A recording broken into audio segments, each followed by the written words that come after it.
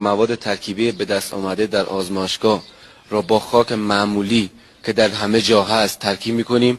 الکترون‌های درون خاک با توسط این مواد به صفحه مسی انتقال داده می‌شوند و صفحه مسی به قطعات مصرفی و لامپ داده می‌شود. همه که مشاهده می‌کنید برقش تولید شده.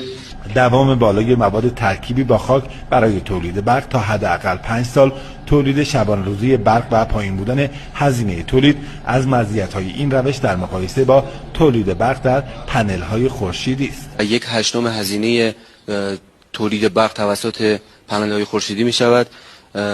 تولید برق با پنل‌های خورشیدی در روز فقط 5 ساعت می‌توانیم از آن استفاده کنیم، اما در این روش به صورت دائمی است. آقای جهانگیری که تحصیل کرده رشته برق قدرت است میگوید از همان کودکی سری پرشور داشت.